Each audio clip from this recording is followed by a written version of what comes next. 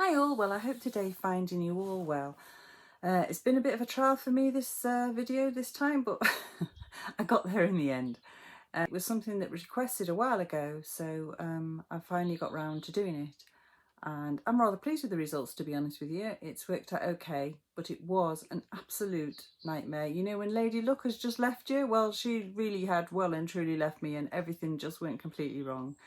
And I did start another project before that, which also went wrong, so I had to abandon that one till next week. But anyway, I hope you enjoyed the video, and I just want to say a big thank you to anybody who has commented and subscribed and liked. I really do appreciate it, and I know I say this all the time, but I really mean it. And if anyone out there knows anybody else that you think would enjoy the channel, if you could pass it along, that would be fantastic. And yeah, and if you're watching and you haven't subscribed, please subscribe. It's free. It costs nothing. I hope you enjoy the video. It's probably going to be reasonably long. I haven't finished editing yet, and it is going out tonight. So yeah, we'll have to see how long it ends up.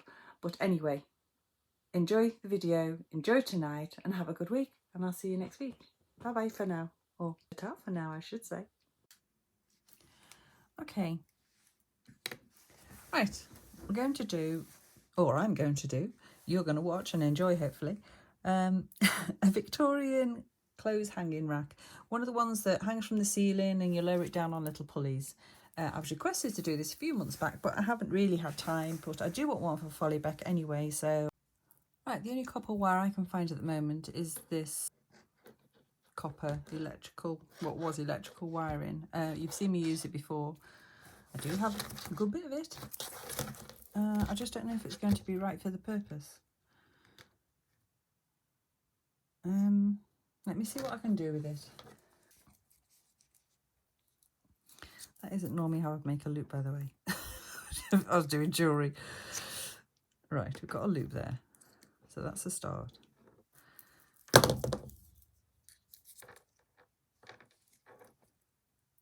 So right, I'll show you what I'm copying off. This was one that I just did as a spare because I knew I'd want to make another one. I know it doesn't look much, but it works. So I'm going to try and reproduce that in this. I mean, I actually like this, but whether I'll be able to solder copper to it or I might have to glue it, we'll see.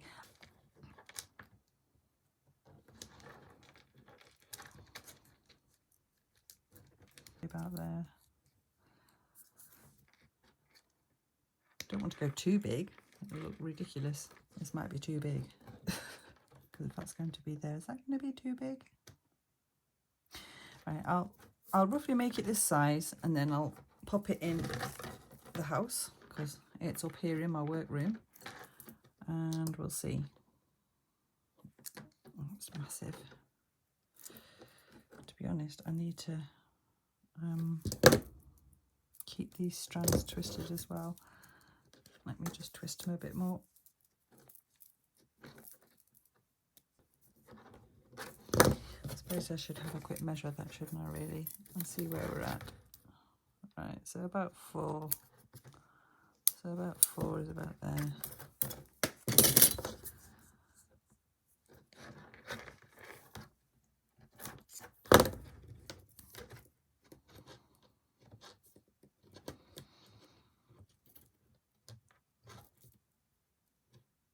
I can appreciate you probably thinking it looks a bit of a mess at the moment. I agree. It does. So I might go that way with it. Right, we'll cut this off because I know what I need to do next.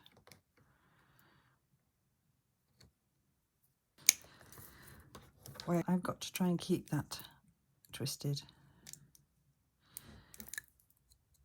because otherwise it's all going to come undone. Let's see. That should bend down in that position. We want it something like that, only bigger obviously because this is a bigger one. And then that I just made into a hook.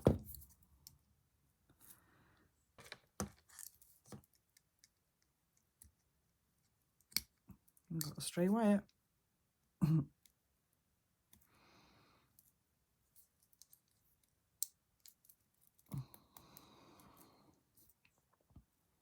I mean, obviously I don't really want this to look like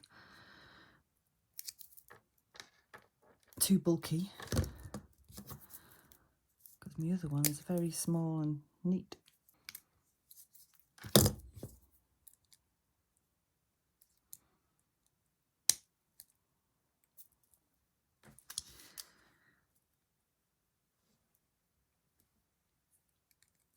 So you can see the issue I have with this wire is it's all just coming apart. It's all just untwisting.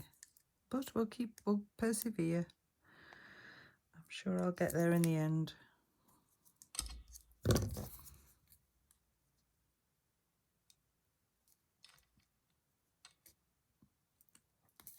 And of course I don't want loads of bits of wire that's going to stick in fingers either. So I don't think it's going to be a thing of beauty. Right, so anyway, that is more or less what we want, as you can see. Mine's a little bit bulkier at that point. I can crush it down a bit. I'm hoping I've just got this on camera. Now, although that looks quite big, and I looked at it and I thought, do you know what, it looks huge. And bear in mind, this one went in a 16th scale house and was actually perfect. Yeah, it's actually not as big as it is, as big as it looks, but it's not that oversized. I've just been trying to shape it a bit to get the shape that I want. It's not quite there, but I'll keep fiddling with that. But it actually measures across 2.5. But it looks okay in the house, so I'm going to go with it. And like I say, I'm not about scale, I don't really care, but it's just interesting sometimes to see why these things are nothing like the scale should be, but they actually look right. Very odd. So that's the kind of shape we're after. Now the hard bit is getting another one the same. So, and also I've got to, where my slats of wood, they need to be able to fit in that. So they might have to come back down a bit yet, we'll see. But I'll get and make the other one and then I'll get back to you. Right, after much to do, they aren't exactly the same, but they're not far off. So, yeah, I'll hold them up. I think one's slightly better than the other, personally, for me. But they'll do. Right, we're going to cut this into lengths now. I'm going to use my Dremel as much as it terrifies me because it's the best thing. Well, hopefully it's going to work. I'm sure there's options out there. If you're making obviously a really small one, maybe you could cut lollipop sticks into pieces, or obviously balsa wood. But I would say barbecue scores would be a really good option, to be honest with you. If I had some, I'd probably use them myself, but I haven't, so there you go.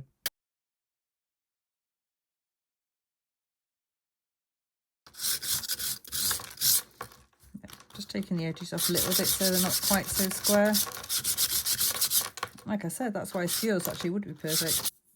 Don't know, that's what you're sort of aiming for, something where the edges are just slightly rounded off on it. So I'll get back to you when I've done the... Right, as you can see, there's quite a bit of sawdust about there. So that's what we've got. So they're not all completely equal sized, but like I said, they'll do. Right, I'll just get this mess up. Okay, so the idea is, obviously, these are going to sit like that. So there'll be 4 of those. So I still might just bend that a little bit more like that. And the same with that one, because we definitely need that rise in the wood. The trouble is, this has become quite work hard now. I could use my torch and get it more manipulated. So what we've got to do is create something for these to be able to sit in. Now, in my original one that's in my little house downstairs, I made oval, like a jump ring, technically, and I soldered them in. But because, like I say, unless I want to start sticking this in pickle, which is like a solution that you use to clean your metals after firing them, but this is dirty and old, so possibly it might struggle with stuff sticking to it, and that's quite a tight fit. I might just wrap some wire around there and see if that does the job, because then I can just glue these in to make sure they don't move. So I think we'll give that a go. It's not that one, is it? It's that one. This is just like a nightmare to work with this stuff. Never again. Right, so if that sits in the end there, I could literally wrap the round one like that and it would hold it all in place.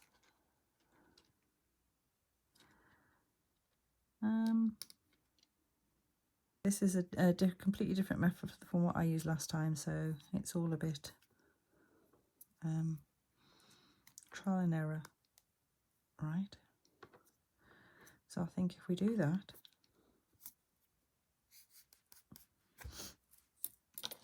and then that technically would sit in there quite nicely. Wrap around the top, cut that off, that piece will wrap around the bottom.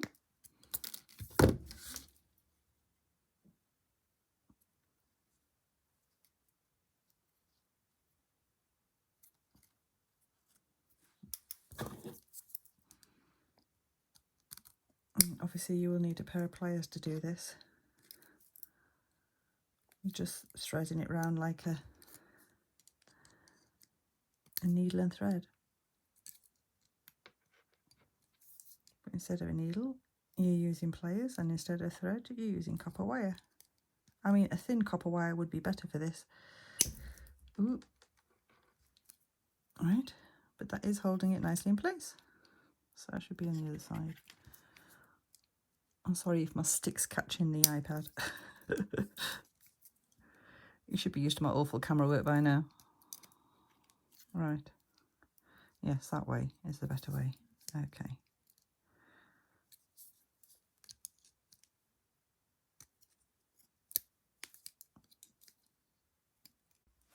Well, I struck again. I didn't record that. I thought I was.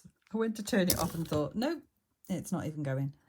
So I did the other side the same. I've decided to do it this way. Right, just a quick update. There's 2 in. Right, quick update. There's 3. They're all nicely tied up together. I was going to cut that off, but I think I'll just leave it and go round.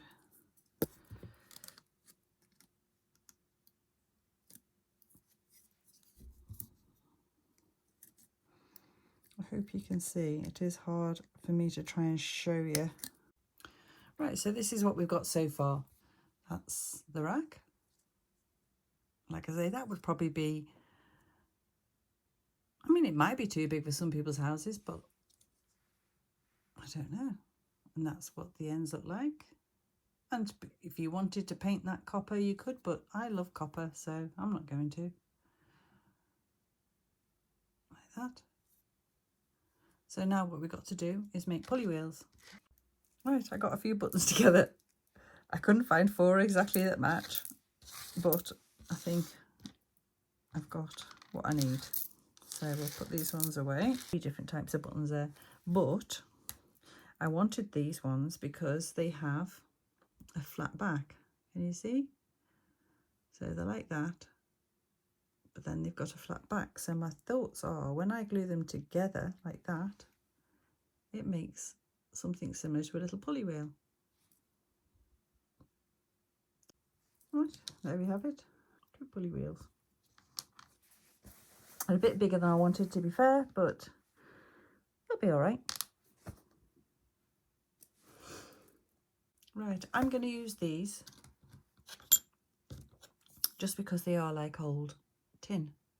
I like the way they look, so yeah. I'm going to clean them up a little bit.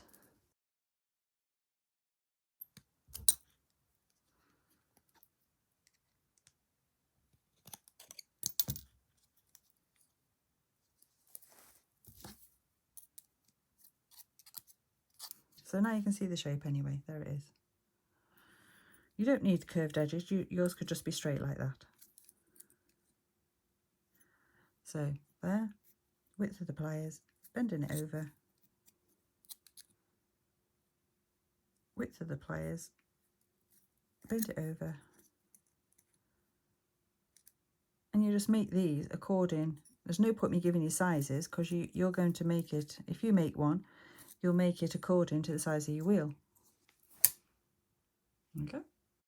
Right, I was feeling all pleased with myself, thinking I'd come up with this alternative for a wheel other than the wooden turned one. And my husband came home and went, well, that's okay, but what about the hole in the middle? And I was like, oh, damn it. So I'm going to try and drill it. I doubt it's going to work, but we'll give it a go. Right, seems to be recording this time. Something's going on very odd. I keep pressing record and then I look at it and it's not recording.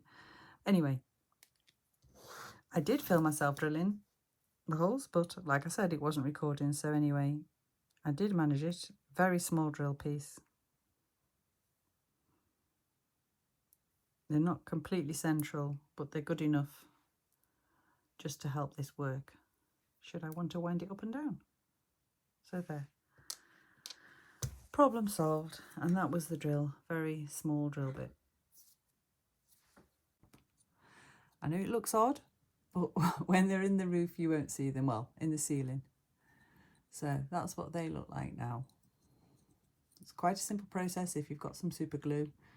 There's no reason why you can't do this, like I said, from some tin. So anyway, what next?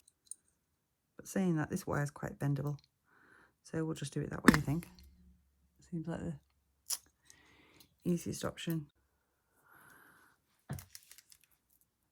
Right, so we've got the wire through. You can see the little wheel hangs down like that, which I think is really cute. Right, so if we cut that off, probably there's plenty.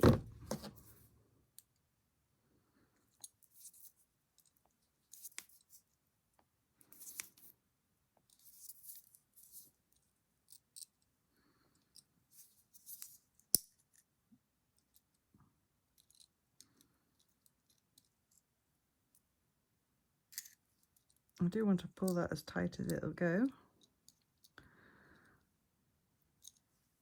So there you have it. The little wheel goes round.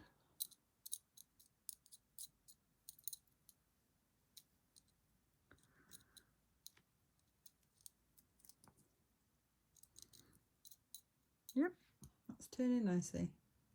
And see what I was saying about how cute these look because they've got the bit of detail on. I mean, when they're up in the ceiling, you'll never see it, but it's nice. Right. Okay, so now we need a little cleat, I think they're called, to go on the wall. Now I'm making this quite oversized because it's very fiddly if it's too small, yeah, to work. So I'll try it this big first of all, and we'll see where we go from there.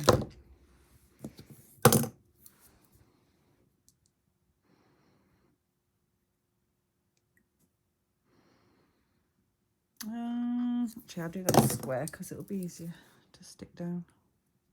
It's all right, I was just thinking about it there. Very simple. Just bend them up. I'll probably keep that in my pliers.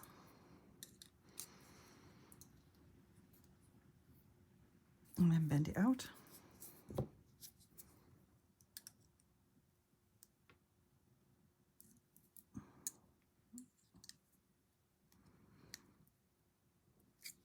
And the same that time. So there you have it, except for that one straightening up, obviously like that. Straighten it any way you have to. Not straightening that way.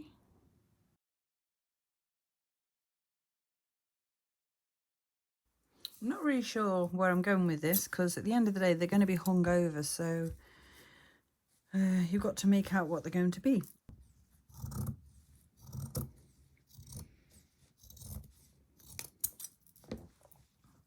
Got two nappies. Right, I'm thinking this might be a little cover for this.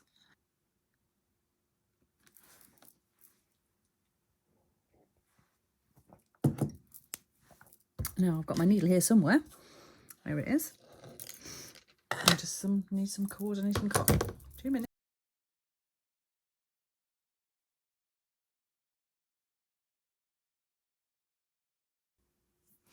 Right, I have this stunning antique lace on a piece of silk.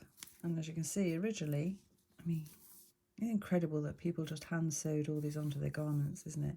So I'm going to unpick that, and I think we'll put it on there.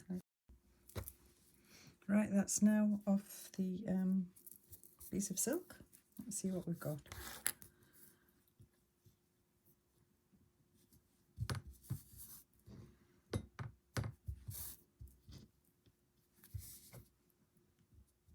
Yeah, I'll cut that seam off there because I don't want any seams on. But if you imagine that was on the bed, that would be quite cute, wouldn't it? Right, so I am going to use my sewing machine for that because I'm getting really short on time here. So I'll be back in a minute. Right there, that's sewn on now. So that will make a lovely little cover for the bed when it's not hanging on the rack. But for now it's going to go on the rack. So I will just gently, I won't iron it with an iron because I don't want it to crease forever. I'll just see how good a crease you can get just with the heat of your finger. It's even better, to be honest. I can't do this on camera. If you breathe, I'm being my own steam iron. I just don't want to, I could use the iron, I've got the iron on, but I don't want it to mark that permanently. Right, being the hoarder that I am, I have this. Now I know it's big, but I'm thinking I could probably get away with it if I trim it down. Right, that one I ended up sewing on by hand due to the fragile nature of everything. My sewing machine wasn't liking it, so I've actually put a crease in that one because it will iron back out, and that'll help it fold over. Right, these are the pieces I've got just to hang a little blouse on. I don't know, it feels to me like I'm going a bit mental here. Do I really need to do this? But I feel like I do. So anyway, we'll see if it works out. Probably not. It might not never fit her, but it'll hang on the rack anyway.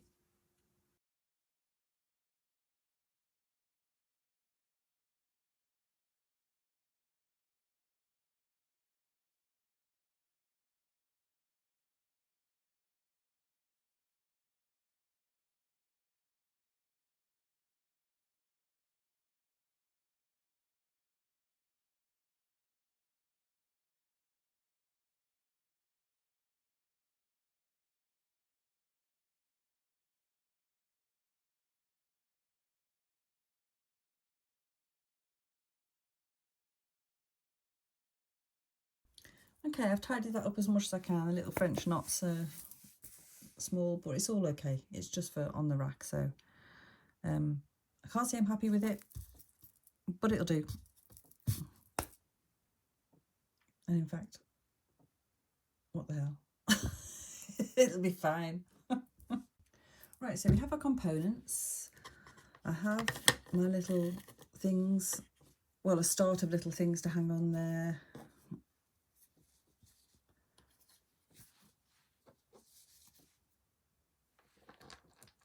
Yeah.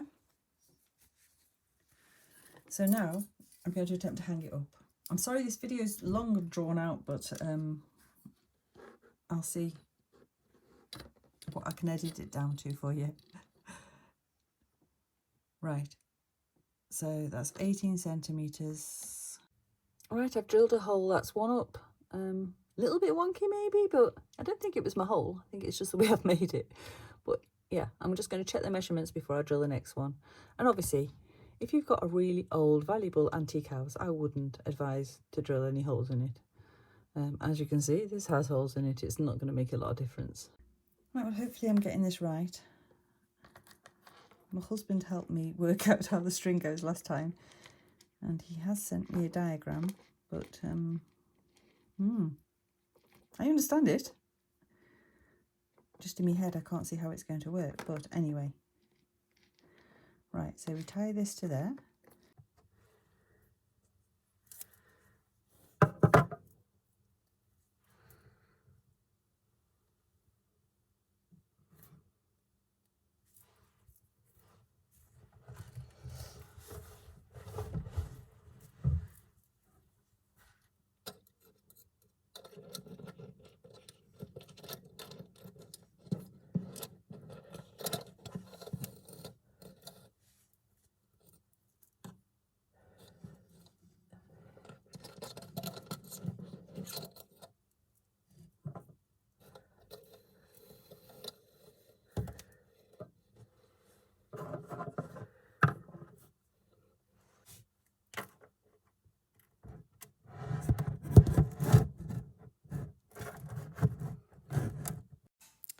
You thread the string through the first pulley wheel and then over the second pulley wheel, and then the second piece of string just through the last pulley wheel.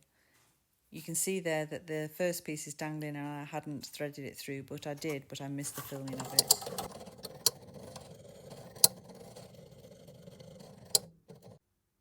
I'll try speaking, but I don't know whether you're going to hear me because the volume thing's on the floor there.